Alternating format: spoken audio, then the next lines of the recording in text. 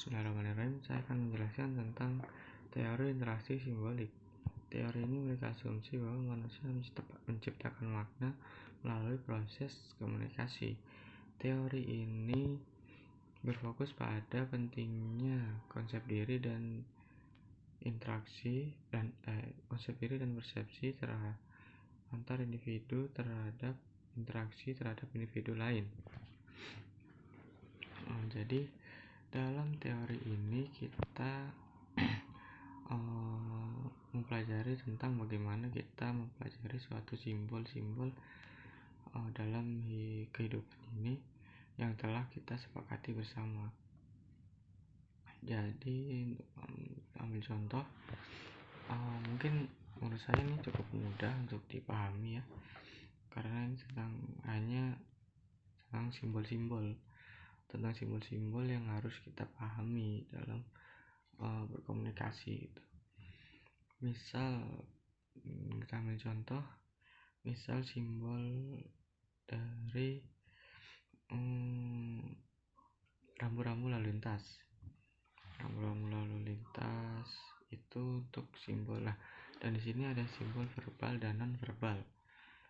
Jika simbol verbal itu menggunakan kata-kata atau tulisan atau lisan diucapkan, sedangkan non verbal itu berupa tanda atau benda-benda yang ada di sekitar kita.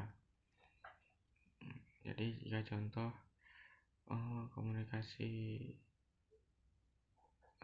teori komunikasi simbolik ini yang verbal, contohnya seperti ada tulisan dilarang masuk atau dilarang buang sampah sembarangan. Seperti itu.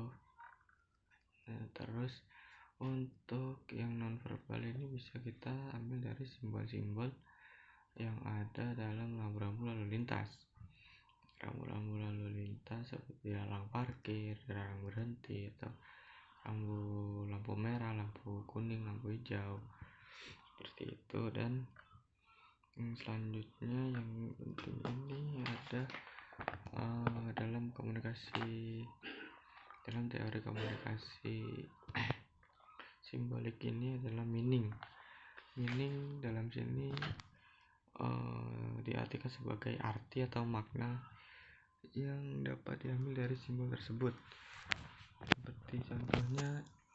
Seperti contoh simbol-simbol yang digunakan dalam rambu lalu lintas, seperti itu.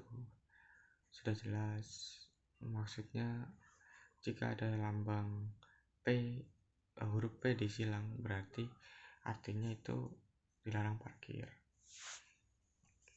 Kemudian di sini yang kedua adalah bahasa yang digunakan harus baku dan tidak rumit, tidak bertele-tele, mudah dipahami. Jadi untuk komunikasi simboliknya agar berjalan dengan lancar, seperti contoh dilarang masuk, tulisannya ditaruh di depan pintu, jadi menandakan bahwa pintu itu dilarang masuk, tidak boleh ada yang masuk. Kemudian dilarang buang sampah sembarangan, berarti itu menunjukkan bahwa di tempat itu tidak boleh kita membuang sampah sembarangan atau membuang sampah tidak di tempat sampah. Jadi di situ kita harus membuang sampah pada tempatnya. Kemudian yang ketiga ada pikiran. Jadi kita untuk membuat interaksi simbolik ini menjadi efektif, kita harus menyamakan atau menyetujui simbol itu berarti memiliki makna tersebut. Misalnya benda-benda misalnya pisau itu digunakan untuk memotong dan dia biasanya berbentuk besi panjang.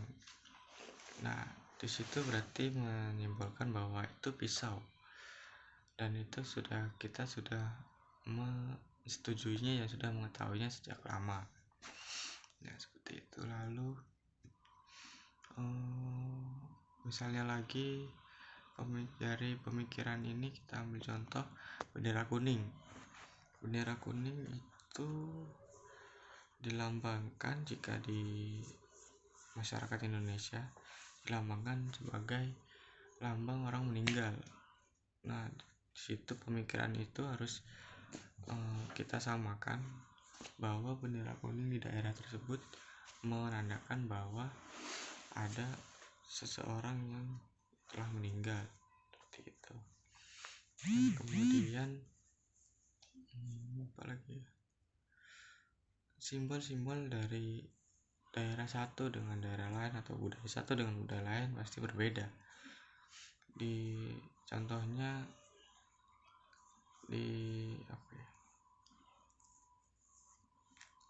bahasa dari setiap daerah di Indonesia ini memiliki bahasa yang berbeda-beda dan memiliki arti yang berbeda pula. Bahkan jika ada beberapa bahasa yang memiliki pelafalan sama namun memiliki makna yang berbeda. Contohnya dalam bahasa Sunda, dahar itu makan, tetapi mungkin yang kasar ya, halus. Tapi di bahasa Jawa dahar itu memang halus dan bisa kita gunakan sebagai bahasa kita sehari-hari. Seperti itu. Dan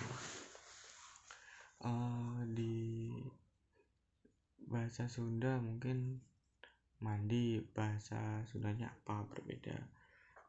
Dengan bahasa Jawa juga mandi, bahasa Jawa berbeda. Seperti itu ya. Cukup sekian, terima kasih.